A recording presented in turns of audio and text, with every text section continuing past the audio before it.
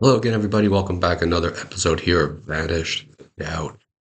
Today's episode, I want to talk about our programs and how we unconsciously kind of go through this life. We wake up, same side of the bed every day, get up, go to the bathroom, we'll have breakfast, we'll sit the same side of the table, have our coffee in our same coffee mug, right? Does it sound familiar? We're going to have breakfast, essentially, maybe the same thing, go to work, drive the same way, right? See the same people who are going to push the same emotional buttons, work for 8 hours, 9 hours, 10 hours, whatever it may be. Come home, be on social media, what have you, watch whatever TV program that we want to watch, right? Notice the word. We'll hang out, go to sleep, wake up, same thing the next day. So 60 to 70,000 thoughts that we think per day. That's how many thoughts we think per day. 90% of those thoughts I just established are the same as the previous day. So thoughts are the language of our brains, feelings are the language of our body, and how we think and how we feel creates our personality. And the personality creates our personal reality. So our thoughts you're having right now, lead to or drive the same choices that we make. And those same choices that we make create the same behaviors that we have. So the same choices create or drive those same behaviors. And those same behaviors we have lead to the same experience. And the same experience that we have lead to or drive those same feelings and emotions. But those same feelings and emotions you see on the board up there lead to the same thoughts. So that's our I am. It's who we are. That's our program. This is the program that many of us are living in the majority of our life. So these programs are these core beliefs that were established within us from a previous generation, our parents or caregivers. Neuroplasticity says that we can change, rewire thinking, the brain, how our brain operates. Epigenetics says that we have a lot of the same traits as our parents. You'll know this is true because let's say last night was a Super Bowl, right? Some of these players, not all, but most of the players, you can trace back to someone in their life was athletic, played sports, played football maybe. Same thing is true with musicians. Oftentimes you'll find that a very famous musician will have somebody in their past that was a musician. That was epigenetics. Why am I bringing this up? Because let's say you were programmed, you were brought up in a family that has a history of alcohol abuse. That gene was placed inside of you, that seed, if you will. They're going to demonstrate while you're in your very formulative years, age 0 through age 7, and just beyond that as well, when the conscious mind is around, you're starting to become conscious of your life from 7 on. From 0 to 7, there is no conscious behavior. There's nothing conscious going on because the conscious brain is not developed yet. Right. But that person or people, they're going to demonstrate, right? Because what's the old saying? How you think, how you act teaches me more than what you say, right? Something like that. I learn more from watching you than from hearing what you're saying. So you're modeling the behavior. So somebody's behavior, the way they demonstrate how they live their life, if they reach for alcohol whenever things get a little stressful, right? The behaviors, the feelings, and emotions come up when something takes place, something triggers them, then that behavior is going to be modeled by you. You're going to be saying, well, this is how we handle things. Society is going to say, well, now that you're 21, what? There's you. Here's your drink. We're living under spells. That's why they call with our words. That's why when we put our words together, we're what? We're spelling words. We're actually unconsciously put in a spell. What were some of the big ads last night in the Super Bowl? Alcohol, right? Now they sort of fluff it up and they sort of put it together in a way that's very attractive. What do you do when you go to an event, a ball game, right? Say a football game, you tailgate for hours and hours and hours prior to what? The game. What do you do at the tailgate? You drink. You see how it's all tied together? So you have thoughts of drinking. Your drinking leads to your thinking, leads to choices. Your choices lead to behavior. Your behavior leads to your experience. The experience creates these feelings and emotions, which then drive the same thoughts. So again, it's all cyclical. Also, these programs are in, right? How many people in your family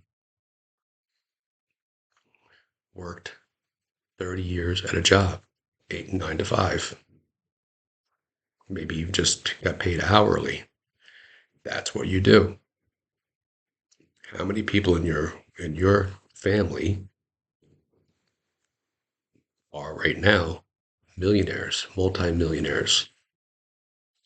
If you're saying no, then take it back. Go back ancestrally and find somebody who was very wealthy. How far back into your ancestrally speaking, how far back do you have to go? Can you even think that far back?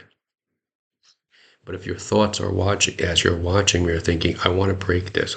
There's something inside of me that I know I can be better, do better, have more, live that good life, as they say. But you're stuck in this loop. You see, because again, going back to what I first started with, we live our life and we're unconscious. 60 to 70,000 thoughts per day. 90% of them were the same as the day before. These behaviors, emotions, and feelings become a set of, look up there, it says program, a programmed set of memorized, that right there, memorized set of emotional reactions, behaviors. So, how do we then break this? We start to become conscious of those thoughts. One of the ways that I've learned, or that I have sort of established, or things have happened to me.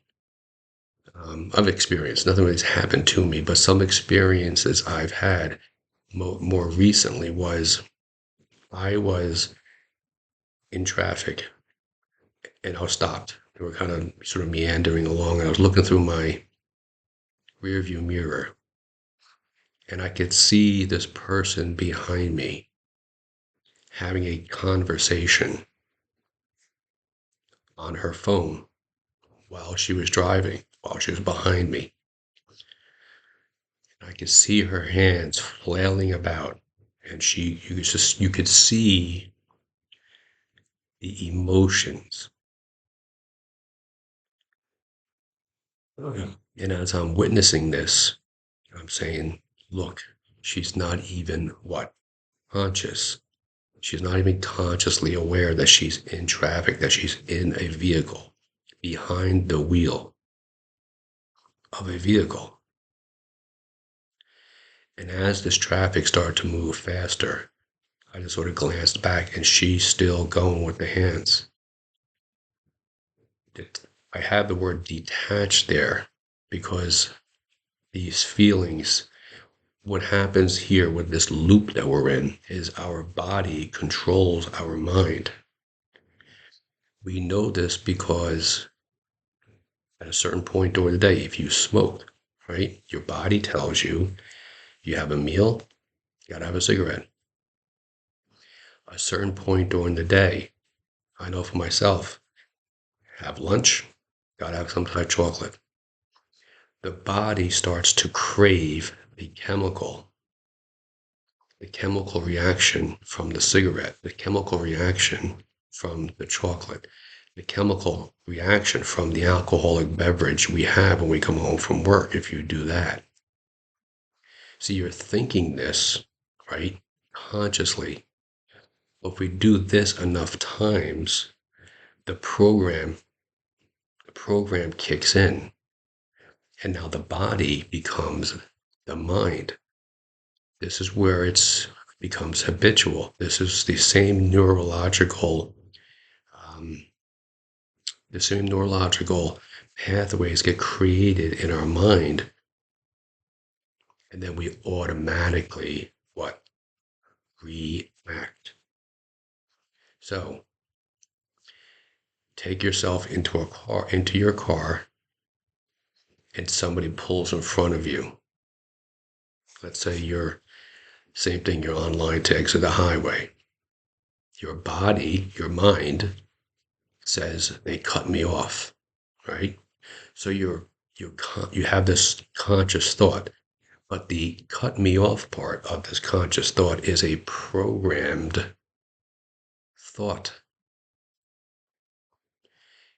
Detaching ourselves in that moment pulls us away and says, oh, wait a minute. They just pulled in front of me. They didn't cut me off. They decided to pull their car in front of mine. That's detaching. Noticing the feelings that well up in that moment is the conscious decision. It's the breaking of that chain. It's the decoupling of the event and our emotional or feelings attached to, which are programmed within us. And we say, oh, wait a minute, that's the old me. That's the old thinking. So if I want to change this loop that I'm in, I want to change the I am from a programmed type of a setting in my head to a more deliberate and a conscious one. Then I notice these times when I'm in those moments where I used to have this, because I want to go through it. So the person goes in front of us, we have a thought. What's the thought? They cut me off. What's the choice? I'm going to flip them off. I'm going to blow my horn, and I'm going to let them know. That's the behavior. That's what we do. Okay. The experience now, you're in the bubble. The experience of I'm telling them. Now they react back to you. So now we have an experience taking place. The feelings and the emotions are now it's you versus them, right? And then the same thought. What's the thought? The thought is I'm letting them know that I'm not happy with them. That this is bullshit. I'm not letting this happen. I am in that moment gonna give them a piece of my mind, right? That's it. I'm letting them, and it's a program. That program that's running in your head, you can trace that back 20 years, 30 years, 40 years, 50 years, as far back maybe as when we were children. And we watched our parents react. Somebody cut us off in line at school, right? Johnny or Mary. And we told the teacher Hey, or we watched. You see what I'm saying? This is the program we're in. So we're programmed to live our lives these ways, to sit at a job, punch a ticket. If you go, now it's on our phone. We're gonna log in, and we're gonna clock into a job.